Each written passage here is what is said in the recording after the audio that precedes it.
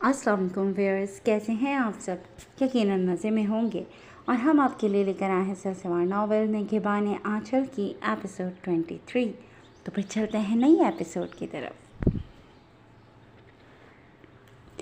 मैं इस दुनिया को अक्सर देखकर हैरान होता हूँ। ना मुझसे बन सका छोटा सा घर, दिन रात रोता हूँ। सुबह से शाम होने को आई थी और वो अभी तक कोई काम नहीं ढूंढ सका था। रात में जॉनसन उनके अड्डे पर आया था और उसने एसपी शाजिम बेग के छापा मारने की खबर उनको देते हुए उन्हें अंडरग्राउंड होने का सजेशन भी दिया था। और यहीं साइरस गैंग ने फ़ायदा उठाकर अपने अपने रास्ते तय कर लिए। जब हम अच्छाई का रास्ता ढूंढने लग जाते हैं तो अल्लाह हमारे रास्ते खुद ही आसान कर देता है, हमारी मुश्किलें समेट लेता है और हमें आसानी फराहम कर देता है। सड़क किनारे संगी बेंच पर बैठने के बाद उसे ज़ुबैर और अपनी कही हुई बातें याद आने लगीं। भाई, जब सब कुछ छोड़ने का फैसला कर ही लिया है तो मोबाइल्स की सिम और मोबाइल सब कुछ हमें इधर उधर करने के बाद हमारा सारा सामान भी यूं ही हमें ज़ाया कर देना चाहिए, या फिर हमें कहीं ऐसी जगह रखना चाहिए जहाँ से कोई उसे पा ना सके और हम खाली हाथ ही यहाँ से निकलेंगे ना।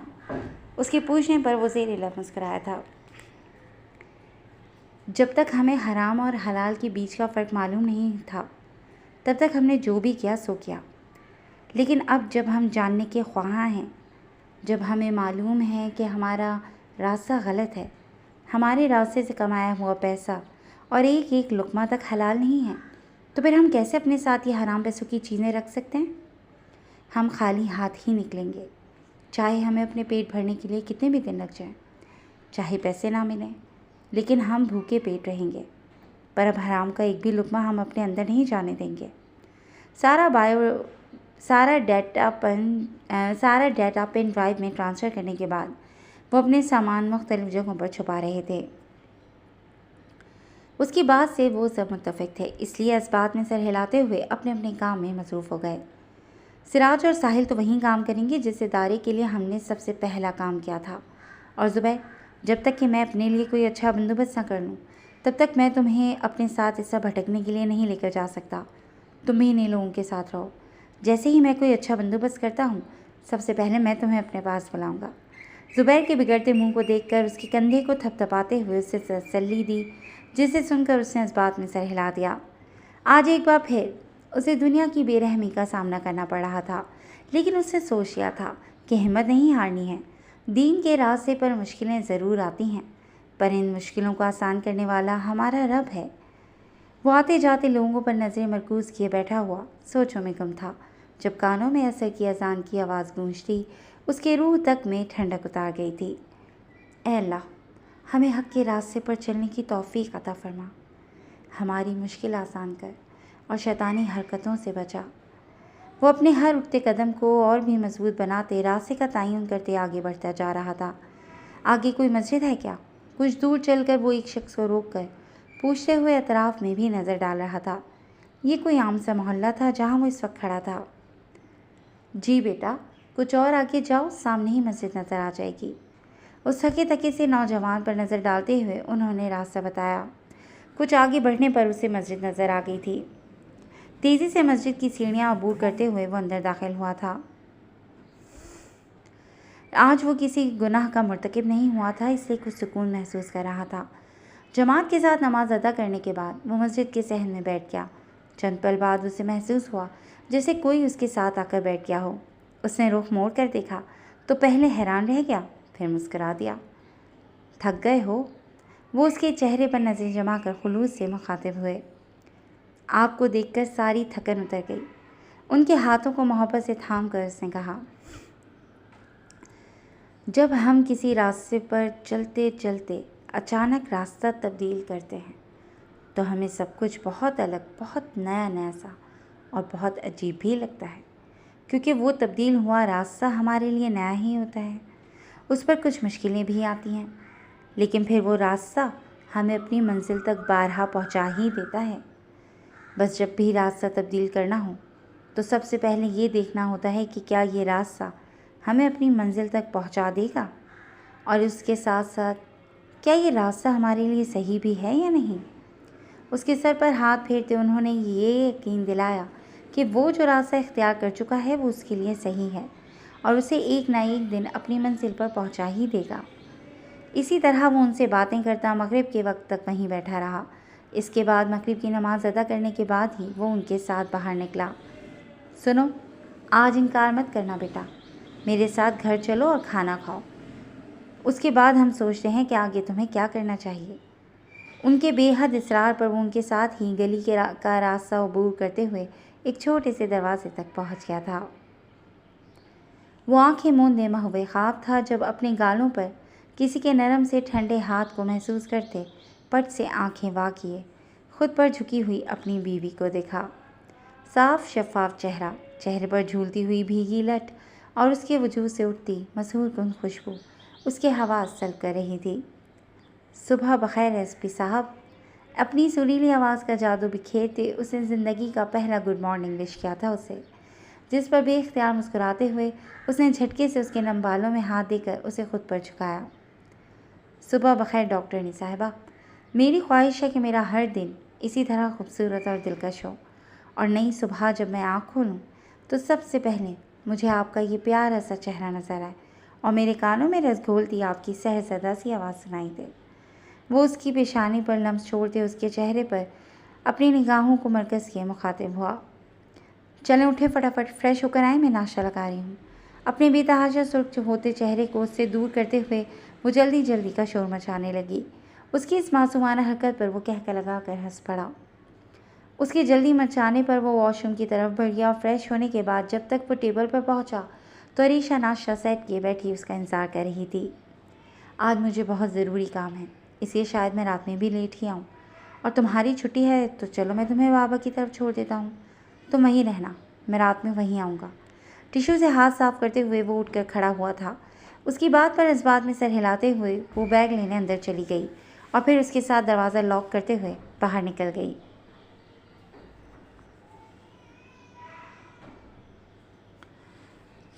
चाचू, मैं मामा का सूरज बेटा क्यों हूँ?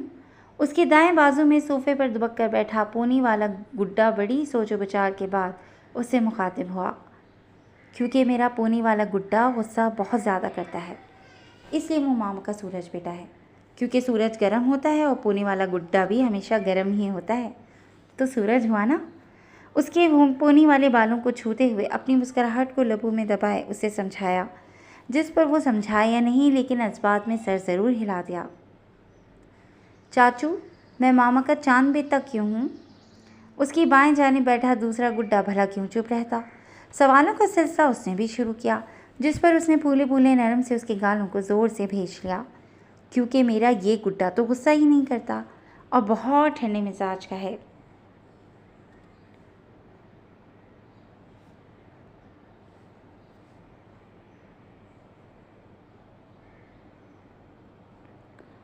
इसलिए ये मामा का चांद बेटा है। क्योंकि चांद की रोशनी ठंडी होती है तो इसलिए मेरा ये गुड्डा भी ठंडा हुआ, तो मामा ने चांद बेटा नाम रखा। उस छोटे से गुड्डे ने समझदारी से इस बात में सर हिलाते हुए अपनी उंगली में पड़ी उस छोटी सी अंगूठी को देखा, जिसके ऊपरी हिस्से पर चांद का डिज़ाइन बना हुआ था। बिल्कुल वैसी ही तंग पोनी वाले गुड्डे की उंगली में भी थी, जिसकी रिंग पर सूरज का डिज़ाइन बना हुआ था।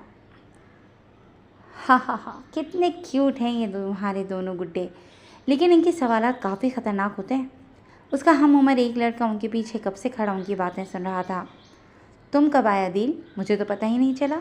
उसको अपने करीब ही बैठने की जगह देते हुए उसने खुशी से पूछा। थोड़ी देर पहले ही आया हूँ। अच्छा, मुझे तुमसे कुछ बातें करनी है, अगर तुम उन दोनों को अंदर भेजो तो फिर बताता हूँ। वो पहले खुश दिली से कहते हुए आखिर में थोड़ा परेशान नज़र आया। मेरे शेर जवानों, जाओ आप लोग अंदर मामा के पास, हम भी अभी आते हैं। उन दोनों को अंदर भेज कर वो उसकी तरफ मुतवज्जा हुआ। क्या हुआ है दिल? स्कूल से रिलेटेड है कुछ या फिर? उसने अदील की तरफ देखा जो सोचों में गुम था। तुम्हें मालूम है कुछ कि तुम्हारे गोदामों में हथियारों की सप्लाई हो रही थी, इसलिए सब जगह छानबीन की जा रही है। धमाका ही था जो उसके ऐन सर पर हुआ था। ऐसा नहीं हो सकता, क्योंकि उन गोदामों में सिर्फ अनाज ही रखे जाते थे। ये सब किसी की साजिशों का जाल बिछा हुआ है जिसमें हम फंस रहे हैं। लेकिन मुझे यकीन है कि भैया कोई ना कोई राह निकाल लेंगे। पहले वो परेशानी से घिरा खड़ा हुआ था, फिर अपने भैया की सूरत उसे निजात का रास्ता सुझाई देने लगा। सिर्फ इतना ही नहीं बल्कि वहाँ से एक लड़की मिली है जिसकी हालत काफ़ी ख़राब है और उस सब का इल्ज़ाम भैया पर लगाया जा रहा है और इस बार बाबा भी उनके ख़िलाफ़ हैं। मैं चोरी चुपके तुम्हारे पास आया हूँ, बाबा नहीं जानते। उसको हालात हाज़ा पर गौर व फिक्र करने की तलकीन करते हुए वो उठ खड़ा हुआ। लेकिन तुम्हारे बाबा तो अभी थोड़ी देर पहले ही भैया का पूछने के लिए घर आए थे और उनके चेहरे से कुछ भी ज़ाहिर नहीं हो रहा था कि ऐसा कुछ हुआ है और वो भैया के ख़िलाफ़ हूँ, क्योंकि वो तो भैया के बहुत अच्छे दोस्त हैं और दोस्त तो हमेशा साथ खड़े होते हैं, ख़िलाफ़ नहीं। वो मुतफक्किर रहते हुए उससे मुखातिब था। अभी वो कुछ कहता कि इससे कबल ही बुलंद तरीन शोर उठा था और वो दोनों घबरा कर उठ खड़े हुए। ये हो क्या रहा है? हवास भागता सा वो अंदर की तरफ भागा था, क्योंकि चौकीदार को गेट बंद करते हुए वो देख चुका था। किसी अनहोनी के एहसास ने उसे अंदर तक झंझोर दिया। भाभी, उसने पुकार कर सीढ़ियों की तरफ दौड़ लगाई थी, जब नीचे ही एक कमरे से वो अपने दोनों बच्चों का हाथ थामे भागती हुई नजर आई।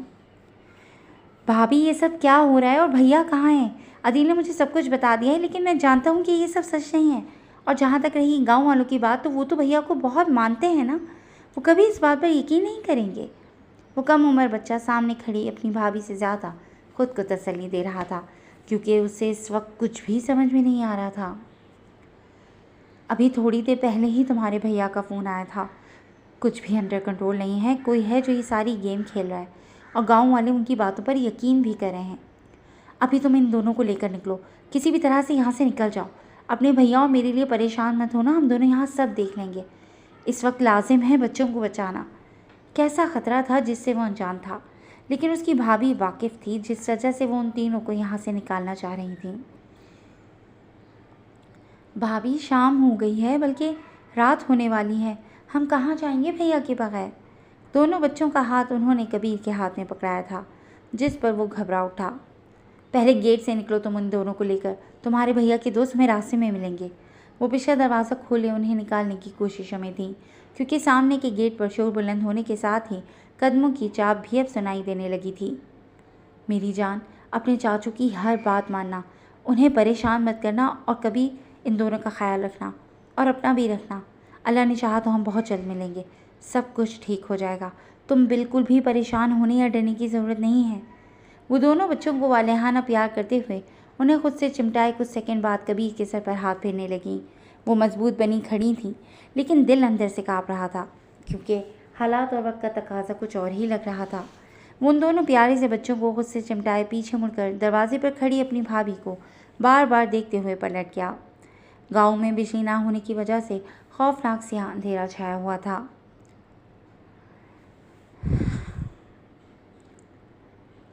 खेतों के दरमियान में नीचे उतरते पीछे से भागते हुए वो उन बच्चों को लिए निकल खड़ा हुआ। वो हंसा बस्सा घर पल भर में उजड़ने के दर पर था। वो उन्हें लिए भागता हुआ आगे बढ़ता चला जा रहा था। जब शहर की मेन सड़क सामने नजर आई तो उन्हीं खेतों के दरमियान ही उन्हें बिठाकर खुद सामने नजर आते अपने गोदाम को देखने लगा। मेरी जान, जब तक मैं वापस ना जाऊं तब तक यहाँ से हिलना भी नहीं। चाचू की हर बात मानी है ना, तभी तो शेर जवान कहलाओगे। उन दोनों को खुद से चिमटाए वो बहलाने के साथ ही उठकर खड़ा हुआ था। उसे एक नज़र उस गोदाम में देखना था, शायद उसके भैया उसे मिल जाए। एक आस एक उम्मीद लिए हुए वो उठा था और सामने नज़र आ रही सड़क पर पैर रखते हुए बिना सोचे समझे गोदाम की तरफ रवाना हुआ। पीछे वो दोनों मासूम पहले अपनी माँ की बातों को याद करते उनसे दूर हुए और अब अपने चाचू के कहे गए अल्फाज को दिल से लगाए खामोशी से वहीं बैठे हुए थे। एक दूसरे का सहारा लिए वहीं खामोशी से बैठे वो दोनों गुड्डे अपने चाचू का इंतज़ार करते रहे। लेकिन कई घंटे गुजर गए, उनकी आस उनकी उम्मीद सब टूट कर बिखर गई। लेकिन जिसे लौटकर उनके पास आना था वो ना आ सका। रात का न जाने कौन सा पहर था जो वो आंखें बंद किए आज भी उन आवाज़ों की बाज़गश को महसूस कर रहा था। तड़प थी कि बढ़ती ही चली जा रही थी। अपनों को खोने और उनसे दूर होने का एहसास उसे धीरे धीरे मार रहा था। जी व्यूअर्स, कैसी लगी आपको आज की एपिसोड? यकीनन पसंद आई होगी।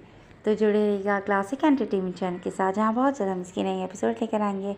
Till then take care and अल्लाह हाफ़िज़।